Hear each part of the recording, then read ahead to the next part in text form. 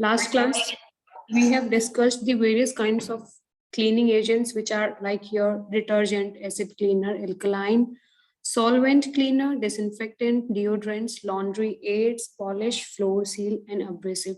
We will discuss about in detail about all these detergents in your next slides. So first one is the water. Water is referred as a universal solvent and there is a prime agent in cleaning process. However, though an excellent solvent, water alone it's not effective cleanser to meet the standards most hotels require.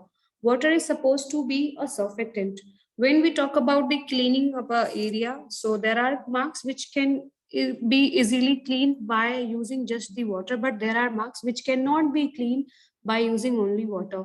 And being in the hotel and being a part of the hotel industry, we need to meet the set standards. We need to provide the cleaning at a particular standard. So for getting that cleaning, we need to clean that area and surface and the environment according to the standards of the hotel. When we talk about the surfactants are those which actually activates the surface. And when we mix the cleaning agent along with the water and we apply it on a mark, it start reacting, it activates the surface, which helps us in cleaning that particular mark. Okay.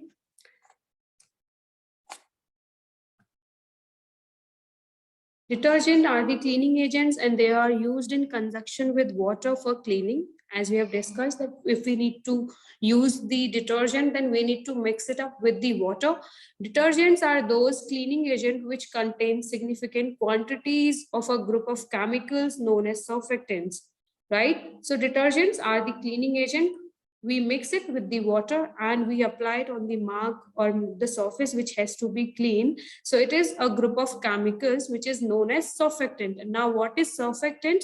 Your surfactants are actually which activates the surface.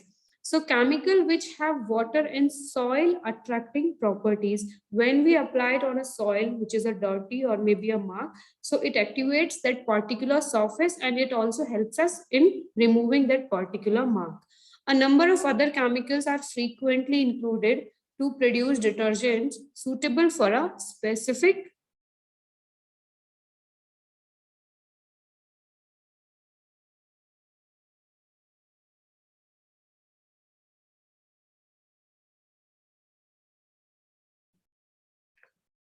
okay. And when we talk about a detergent, the properties a detergent should have, it should be easily soluble in the water. It should be effective in all type of water, whether the water is hard or is the soft. It must have a good suspending power so that when the dirt particles are removing, when we use a detergent, it should remove the dirt particles, it should remove the mark completely. They should be suspending the solution and are not redeposit back on the article. So basically when we use the detergent, it should have that kind of power which can actually clean the mark, plus it should remove the dirt particles, and it should also have that power with like here if we are applying solution on a mark, so it should not, the mark or the dirt which should not redeposited on the surface. Detergent must have good emulsifying power so that grease and oil can be dissolved with some extent. When we talk about the detergent, so by using that detergent, one should have that power which can actually dissolve with the oil and water, and it can remove oily or greasy marks as well. मतलब detergent में आपकी वो power होनी चाहिए जो आपके oil के marks हैं, ग्रीस के मार्क्स हैं, वो आपके उस टाइम पे रिमूव हो जाने चाहिए completely. Next is it should not be harmful to the article and the skin, as we have discussed in previous unit also, that the detergent or the cleaning agent should not harm the surface when we are applying it on a particular surface. It should be there in the safe in same state. So it should have reasonably quicker effect with minimum labors. And when we apply cleaning agent, so basically when we use the detergent, in actual it helps us and it also affect the labor work as well. When we talk about the physical strength or physical energy, it doesn't take that much of energy of a human being when we use the clinical agent for cleaning a particular area. It should be easily rinsed away, easily wash हो जाना चाहिए.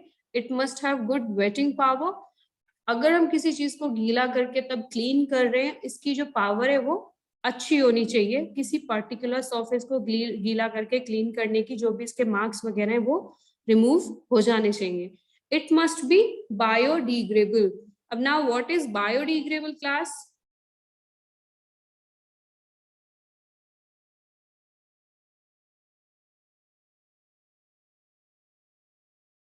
Who will tell me what is biodegradable?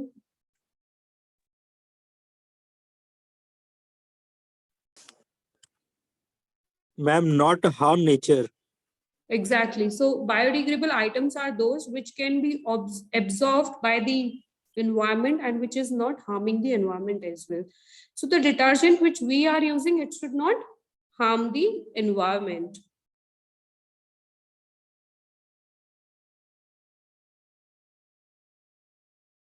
Surfactant. So these are wetting agent which lower the surface tension of a water and vary degree of emulsifying of grease and suspend the soiling. So surfactants जो है आपके एक तो surface को activate करते हैं जिसपे mark है, dirt है, प्लस आपका जो भी आपके ग्रीसी मार्ग है, फॉर एग्जांपल आपका ऑयल का है या फिर ग्रीस है, कहीं पे कोई भी आपका मार्क है सरफेस पे, तो दैट शुड बी क्लीन्ड. जो आपकी, क्योंकि इमल्सिफिकेशन क्या होता है, जो आपके टू इमिसिबल लिक्विड्स होते हैं वो मिक्स होते हैं टुगेदर, तो उसको इमल्सिफिकेशन में होते हैं. For example your oil and water जो इजीली मिक्स नहीं होते हैं. जब हम सर्फेक्टेंट भी यूज करते हैं तो वो एक बॉन्ड क्रिएट करता है उस मार्क को रिमूव करने के लिए, जो हमारे ऑयल्स के मार्क को रिमूव करता है सर्फेक्टेंट. ठीक है. नेक्स्ट है आपका acid cleaner. So acid used as cleaning agent may vary from mild acid, example acetic acid, or strong concentrated hydrochloric acid. Acid should be used in solution followed by thorough rinsing. So when we apply the acid cleaner, so one should so the category of acids are like start with mild to hard categories. It goes like that, and it should be your acetic acid or strong concentrated hydrochloric acids should be used in solution followed by through rinsing. First, we will apply those acids on the surface. We will leave it for a maybe minutes, for 10 minutes or to 20 minutes, and then we will rinse it. Matlab, we will wash that area. All except citric and acetic acid should be used under supervision with extreme caution and with the protection of rubber gloves. Strong acids are poisonous and corrosive. जो हमारे acid cleaners होते हैं वो actually में बहुत ज्यादा poisonous होते हैं, और हम जब भी उनको यूटिलाइज करते हैं तो हमें प्रॉपर प्रिकॉशंस लेने चाहिए जब हम एसिड्स को अप्लाई करते हैं किसी सरफेस पे मार्क्स को रिमूव करने के लिए. We should wear gloves, we should always wear the mask, and हमें एक्सट्रीम कॉशन के साथ उनको यूज करना है मार्क्स को रिमूव करने के लिए. Your examples of acid cleaners are like citric acid and acetic acid used for metal cleaning. जैसे आपका ब्रास है या फिर कॉपर है जिसपे आपका ग्रीनिश लेयर आ जाता है, उसको हम क्या बोलते हैं? वर्डिग्रीज, राइट? हमने लास्ट यूनिट में डिस्कस किया था. तो आपके कॉपर के जो भी मार्क्स है या फिर कोई आयरन पे मार्क्स है, मेटल पे कोई मार्क्स है, उनको रिमूव करने के लिए हमें एसिड क्लीनर्स की रिक्वायरमेंट होती है. ठीक है. नेक्स्ट है आपका alkaline cleaner. Alkaline based cleaning agents are used in laundry and are particularly good for removing grease. Very strong alkali material are known as caustic material and are extremely corrosive and poisonous. They must be used under strict supervision. Same like your acid cleaner, alkaline cleaners are also extremely corrosive and poisonous. So when we are using it, we should use it with a lot of consciousness, and we should always wear the rubber gloves, the goggles, the face mask, and we should use it under supervision as well. For example of alkaline cleaners are like your sodium carbonate, your washing soda, and it is used to soften water and remove light green grease marks. जो भी आपके light greasy marks होते हैं उन सबको remove करने के लिए हम एल्कलाइन क्लीनर्स का यूज करते हैं. जब हम बात करते हैं हाइड एसिड क्लीनर्स की, hard cleaners की. So those are like your acid and alkaline, which we use these cleaner for cleaning metal और कॉपर, जिन पे भी जो आपके ग्रीन वाले मार्क्स आ जाते हैं या मेटल पे कोई भी मार्क है, आपके ये एसिटिक एसिड जो हम वॉशिंग सोडा वगैरह ये यूज करते हैं. प्लस एल्कलाइन क्लीनर से हम उसको यूज करते हैं हम वाटर को सॉफ्ट बनाने के लिए भी, ठीक है. और हमारे लाइट ग्रीस मार्क्स को क्लीन करने के लिए हम एल्कलाइन क्लीनर्स का यूज करते हैं. Next is your solvent cleaner. So these cleaning agents are used extensively for dry cleaning and for stain removal. They all have strong fumes and should be used in well ventilated room.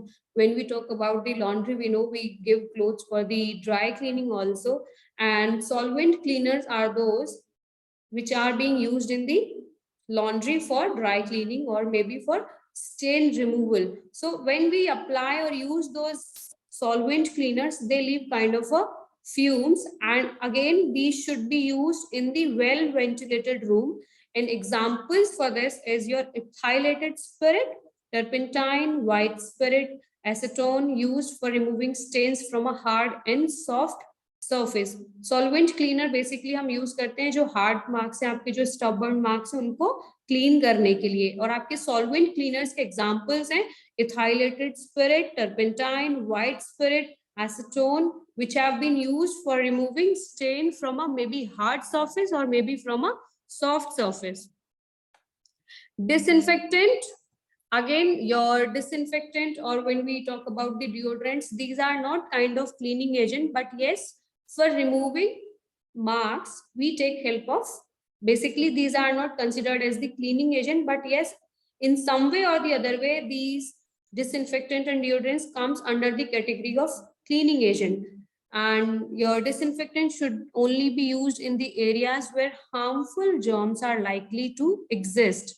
All right, disinfectants kill the harmful bacteria. Most disinfectant have strong smell and therefore should be used in recommended amount in areas where germ control is required. जहाँ पे हमें लगता है कि first thing when we use the disinfectant, actually हमें इतनी requirement नहीं होती इनको यूटिलाइज करने की, अगर हम जो हमारा क्लीनिंग स्टैंडर्ड है हम उसको फॉलो करते हुए किसी भी पर्टिकुलर एरिया को क्लीन करते हैं.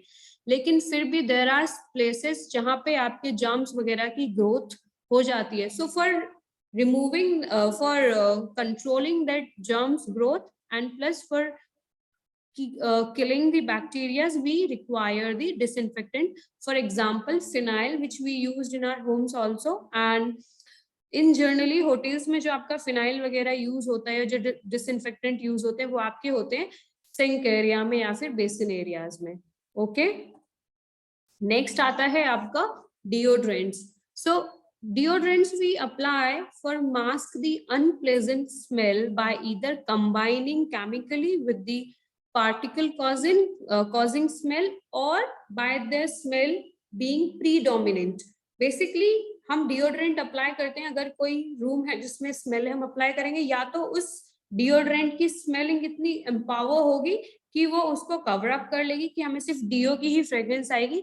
नेक्स्ट आपका जो डिओड्रेंट्स होते हैं एक वो टाइप के होते हैं जो उस स्मेल को कवर कर लेते हैं, ठीक है, एक कवर कर लेते हैं, और सेकंड ये प्रीडोमिनेंट होते हैं, जो आपकी डिओ की फ्रेग्रेंस है वही रहेगी, जो आपका बेड स्मेल है वो इतना नहीं आएगी.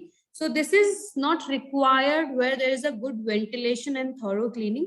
आपके ओपन एरियाज में हमें पता है डीओ या रूम फ्रेशनर्स की रिक्वायरमेंट नहीं होती, and they are used in restroom, guest bathroom, cloak room, public areas such as lobby. Some deodorizers have no trace of perfume cover up. They are usually available as aerosol sprays, liquid, powder and your crystalline blocks.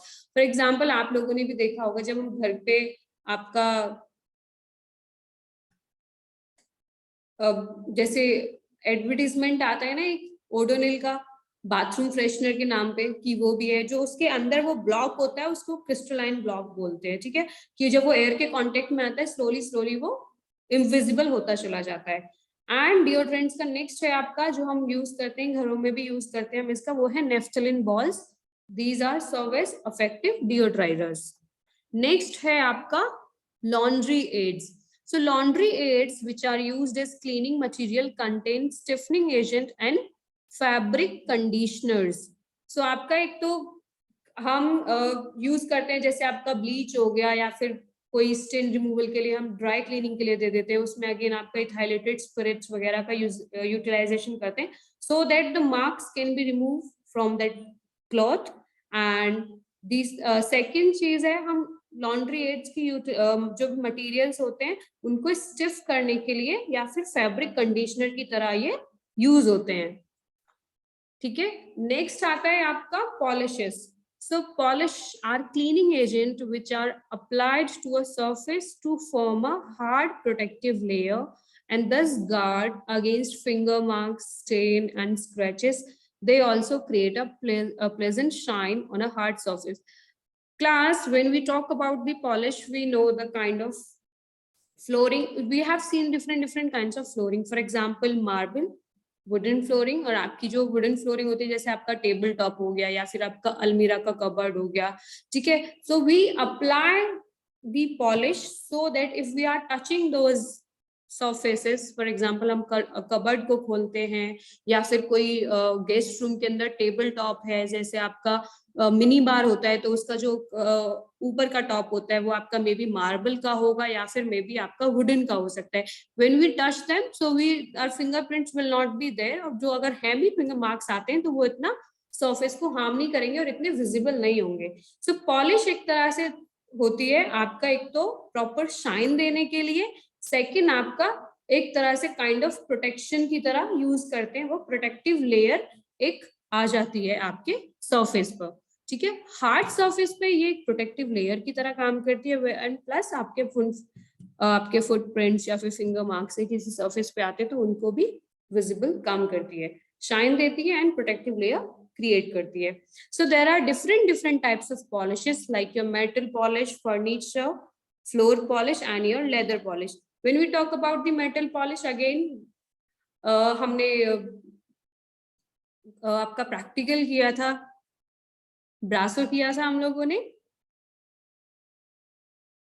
तो उस ब्रासो में जब हमने ब्रासो को apply करके clean किया था तो हमने एक्चुअल में किया क्या था, जो भी हमारे आइटम्स थे वो शाइन कर रहे थे. तो यही आपकी पॉलिश का काम होता है कि हम एक तो वो प्रोटेक्टिव लेयर क्रिएट करते हैं, सेकेंड वो शाइन करते हैं जिस भी सरफेस पे हम यूज करते हैं. When we talk about the furniture polish, it comes in the different categories. So one is it come in the form of paste, cream, liquid and spray on. So paste आपका हम apply करेंगे और फिर बफ करेंगे cloth से. Again same for the cream, और जो भी पॉलिश हम यूज करते हैं वो हम एक लिमिटेड अमाउंट में यूटिलाइज करते हैं. अगर हम ज्यादा अमाउंट में यूज करेंगे पॉलिश को तो उसका क्या होगा, वो एक स्टिकी लेयर छोड़ देगी. अगर हम उस पर वॉक करते हैं या कुछ भी होते हैं और प्रॉपरली अगर हम उस एरिया को बफ नहीं करते हैं तो वहां पे हमारे फुटप्रिंट्स आएंगे ही आएंगे. सेम आपका लिक्विड का भी है, spray on. It is kind of expensive polish which is being generally used for shining the glass. So spray on जो पॉलिश है, अगर आपकी रिक्वायर्ड और ऑप्टिमम क्वांटिटी में हम यूज नहीं करेंगे तो हमारी वेस्टेज ऑफ मनी होगी, right. And it is generally used for the glass cleaning. Next है आपका फ्लोर पॉलिश में आपका आता है स्पिरिट और सॉल्वेंट बेस्ड होती है एंड वाटर बेस्ड होती है and high speed emulsion polish होती है, जो हम अप्लाई करते हैं या तो हम डायरेक्ट जो आपकी स्पिरिट और सॉल्वेंट बेस्ड है डायरेक्ट सरफेस पे अप्लाई करेंगे मे बी हम, या फिर हम क्लॉथ पे अप्लाई लगाएंगे उसको, फिर हम उसको बफ करेंगे फ्लोर पे. वाटर बेस्ड में आपका अगेन वही लिक्विड काइंड ऑफ होगी, फिर इसको फ्लोर पे अप्लाई करेंगे और फिर इसको मशीन के साथ बफ करते हैं, मशीन या फिर हाथ से. सेम आपका हाई स्पीड इमल्शन पॉलिश है जो आजकल आपका देखोगे, जो आपकी स्क्रबिंग मशीन होती है उस पे अप्लाई, उसके थ्रू हम अप्लाई करके फिर एक क्लॉथ फिक्स करेंगे मशीन में एंड फिर हम बफिंग करते हैं. ठीक है, तो इसमें क्या होता है, हमारी फ्लोर पॉलिश जो है वो शाइन करता है प्लस एक प्रोटेक्टिव लेयर क्रिएट करता है and it should at least give protection to that floor for 5 years. After that we can change it because it depends on to the footfall also, the kind of footfall that particular surface is dealing with. Next is the leather polish. We apply it on the leather so that leather can give a mark and plus it can protect the layer. of the leather, which can be used for a longer period of time. Next is the floor seal. Again, floor seal can be either solvent or water based.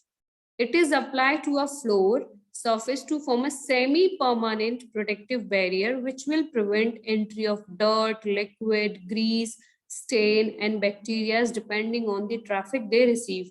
They may last up to 5 years before replacement is necessary. Floor seal जो होती है एक तरह से semi permanent आपकी protective layer होती है जो हम अप्लाई करते हैं फ्लोर पे, so that the entry of dirt, liquid, grease, stain and bacteria इनकी आपकी growth इनको kill कर सकें. Plus again floor seal also depending on to the kind of traffic the particular floor or surface is dealing with.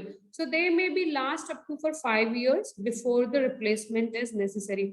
तो हमारी floor seals भी हम apply करते हैं एक तरह से, ये भी काइंड ऑफ लेयर होती है जो हम अप्लाई करते हैं पूरे फ्लोर पे, so that it can protect the floor for may be 5 years, जो अब इतना यूटिलाइज नहीं होता क्योंकि ज्यादातर जो ये रिक्वायर्ड होता है ये होता है आपका वुडन फ्लोरिंग के लिए, लेकिन जहाँ पे आपकी मार्बल की फ्लोरिंग है तो उसके लिए आपको इसका इतना रिक्वायरमेंट नहीं होता है. आप अप्लाई करते हो, आपको पता है कि मार्बल की जो फ्लोरिंग है वो कहीं ना कहीं ज्यादा सस्टेनेबल है as compare to wooden flooring. Next is the abrasive. So abrasives are substance or chemical that depend on their rubbing or scratching action to clean dirt from hard surface. They are used to remove very stubborn marks, stains from various surface. जो हम abrasives होते हैं basically, जो हम अगर हमें कोई particular surface को क्लीन करना है तो उसको हमें रगड़ के क्लीन करना है, ठीक है. जो भी आपके मार्क्स होते हैं जैसे कुछ इजीली रिमूव नहीं होते तो हम उनको रब करते हैं या रगड़ते हैं तब वो मार्क्स इजीली रिमूव हो जाते हैं. फॉर एग्जांपल है आपका fine abrasive and hard abrasive में जैसे आता है आपका sand paper, fine ash, pumice stone, steel wool are commonly used as abrasive. आपने घर पे भी देखा होगा वो स्टील वाला जूना होता है मार्क्स को रिमूव करने के लिए. कुछ आपके यूटेंसिल्स पे ऐसे मार्क्स होते हैं जो इजीली रिमूव नहीं होते तो उनको रब करना पड़ता है, रगड़ना पड़ता है. सेम आपका जो pumice stone है हमने देखा होगा ना, वो मैनिक्योर और पेडिक्योर के लिए वो यूज करते हैं क्लीन करने के लिए. अगेन फाइन एश जो हम रब करते हैं. आपका ब्रासो भी एक अब्रेसिव है कि हम उसको अप्लाई करते हैं फिर हम उसको काफी देर तक रब करते हैं and then the surface starts shining. Next है आपका, तो ये तो हो गया हमारा अभी तक का सारा डिटर्जेंट्स, टाइप ऑफ डिटर्जेंट्स जितने भी आपके क्लीनिंग एजेंट्स हैं वो सब. नेक्स्ट है storage of a cleaning agent. So ensure that storage racks are sturdy. Heavier containers must be kept onto the bottom shelf. When we talk about the cleaning agent, so हमारे पास एक particular area होता है जहाँ पे हम storage करते हैं cleaning agents की. फर्स्ट ऑफ ऑल वो स्टर्डी होने चाहिए, मजबूत होने चाहिए इनफ कि आपके रैक्स में जो भी आप कंटेनर, हैवी कंटेनर, उनका वजन झेल सकें, प्लस वो हम आइटम्स को वहां पे प्रॉपरली स्टैक कर सकें, ठीक है. So your storage racks has to be sturdy. Heavier containers जो आपके होते हैं must be kept on the bottom shelf. जो भी आपके फॉर एग्जांपल 10 लीटर का कोई आपका क्लीनिंग एजेंट है, 15 लीटर्स का है, वो आप जो आप रखोगे रैक्स में नीचे की तरफ रखोगे जो भी आपके हैवी आइटम्स हैं. Label all the containers neatly with a waterproof marble. सारे आपके जितने भी क्लीनिंग एजेंट्स होते हैं उन कंटेनर्स के नाम जो है क्लियरली मेंशन होने चाहिए, and that too by using a waterproof marker. So ensure that lids are tightly secured. हम जितने भी कंटेनर्स हैं, जितने भी क्लीनिंग एजेंट्स हैं, जब हम उनको प्लेस करेंगे रैक्स में उनको, तो उनके जो भी ढक्कन है टाइटली बंद करके रखेंगे. ऐसा नहीं है कि हमने क्लीनिंग एजेंट रखे, ढक्कन खुले हुए, कोई और गया उसने खोला उठाया और वो ढक्कन खुला हुआ था, सारा एजेंट जो है क्लीनिंग एजेंट है वो गिर गया. So whenever we are placing it back, the lids has to be tightly secured. So when dispensing cleaning agent, use appropriate dispenser and measuring apparatus. मतलब इसमें आपका जो भी आप दे रहे हो किसी को, फॉर एग्जांपल आपने डिस्ट्रीब्यूट करना है क्लीनिंग एजेंट्स को, अटेंडेंट्स को, ठीक है, आपने n number of rooms की क्लीनिंग करनी, you would be requiring that this much of cleaning agent, so you will give it accordingly. आप मेजर करोगे उसके बाद ही आप दोगे। ऐसा नहीं है कि किसी को रिक्वायरमेंट है ओनली 100 ग्राम्स की और 200 ग्राम्स की और आपने लीटर्स में या फिर आपने पूरा 5 लीटर का कैन उसको दे दिया कि ठीक है आपको जितना यूज करना है कर लो, जो बचेगा वापस ले आना। ऐसे नहीं होगा। आप अगर ऐसे करोगे तो आप फिर मिसट्रीट कर रहे हो आइटम्स का। ठीक है। Avoid spillage, if spill occurs clean it up immediately. तो इसमें क्या होता है, आपने फर्स्ट ऑफ ऑल तो आपने ट्राई करना है जितना भी आप यूज कर रहे हो बिना गिराए बिना वेस्टेज किए करें। ठीक है। एंड अगर बाय मिस्टेक और एक्सीडेंटली आपसे ऐसा हो जाता है तो आपको इमीडिएटली बेसिस पे वो क्लीनिंग एजेंट वहां से क्लीन करना चाहिए। Follow a systematic procedure for rotating stock. आपको एक कंप्लीट सिस्टमेटिक प्रोसीजर होना चाहिए फॉर रोटेटिंग स्टॉक्स। इस केस में क्या होता है, आपका जब आप पूरा प्रोसीजर फॉलो कर जाए, you have a fair and enough idea कि आपको कितना आइटम फिनिश होने वाले हैं, कितना आपका क्लीनिंग एजेंट आपके पास अभी स्टॉक में है और कितना आपको रिक्वायरमेंट होगा for the next month, so that you can stock and you can keep your past stock accordingly. The storage should be kept clean and well ventilated all the times. जो भी आपका cleaning area है, जो भी आपका storage area, that has to be clean and well ventilated. Ventilated क्या होता है, वहां पे प्रॉपर हवा आनी चाहिए, धूप का भी होना चाहिए। ऐसा नहीं कि आपने बेसमेंट में बनाया हुआ है लेकिन वो पूरा बंद है, तो अगेन वहां पे आपके एक्सीडेंट्स होने के चांसेस ज्यादा होते हैं, क्योंकि देयर आर एजेंट्स जो आपके फ्यूम्स छोड़ते हैं, जो आपके वेल वेंटिलेटेड एरिया में होनी चाहिए, जो मे बी आग इजीली भी पकड़ सकते हैं। तो इसीलिए आपके क्लीनिंग स्टोरेज जो होता है वो ओपन एरिया में होना चाहिए और वो that has to be clean all the time. And जो आपकी लाइटनिंग है वो भी प्रॉपर होनी चाहिए वहां पे। ensure that no residual deposit of cleaning agents are left the rims of the container। जो भी आपका क्लीनिंग एजेंट है, आप जब उसको यूज करते हैं या फिर आपने पर्टिकुलर कोई रिफिल किया है या फिर किसी को आपने अभी आइटम्स जो है आपने डिस्ट्रीब्यूट किए accordingly for their cleaning purpose, तो जब आप कंटेनर को खाली करते हो या उसमें बचा हुआ है तो उसके लिड्स को आप प्रॉपर्ली क्लीन करोगे, उसके बाद आप लिड को बंद करोगे और फिर आप वापस रखोगे। ऐसा नहीं होगा कि उसमें से बाहर निकल के आ रहा है, नीचे जहां पे आपने उसको रखा हुआ है वहां भी पूरा वो फैला हुआ है।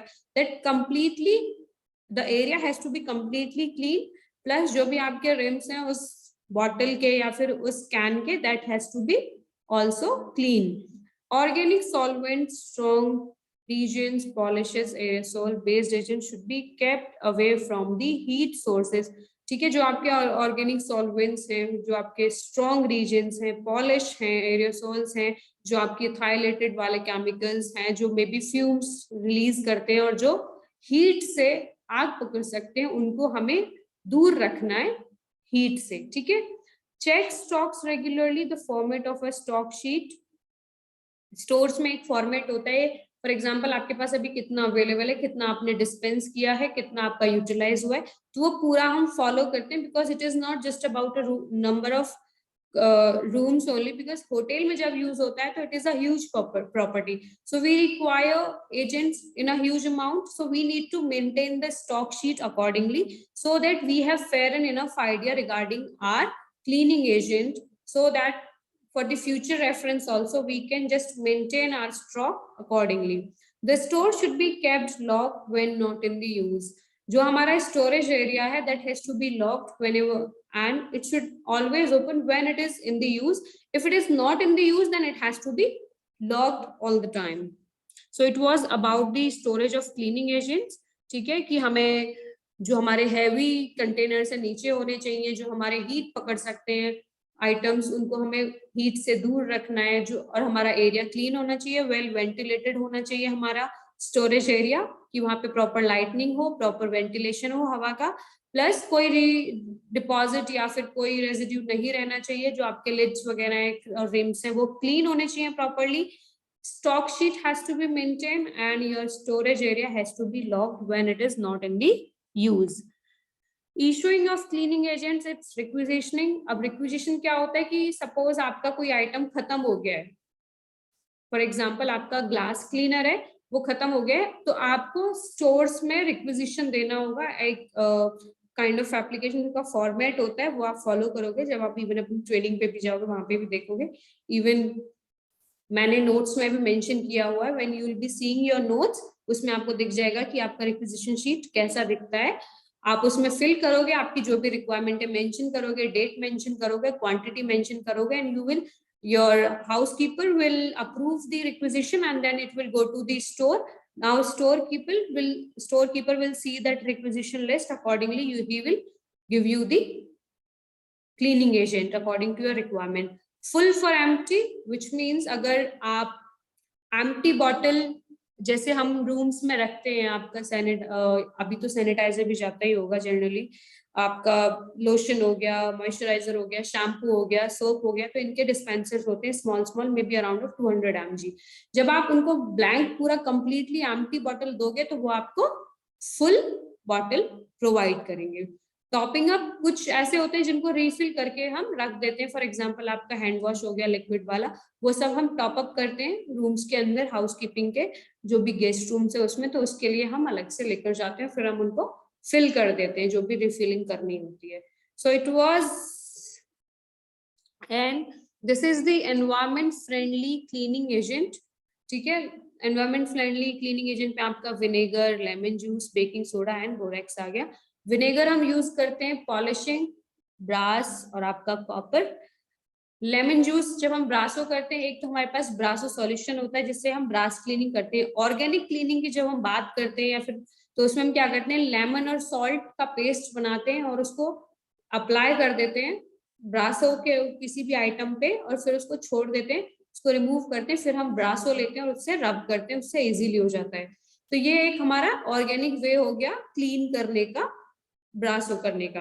बेकिंग सोडा हम अगेन जो हमारे मार्क्स वगैरह होते हैं या फिर हमें कुछ और करना होता है तो उसके लिए हम यूज करते हैं। बोरेक्स हम अपना क्लोथिंग के लिए करते हैं।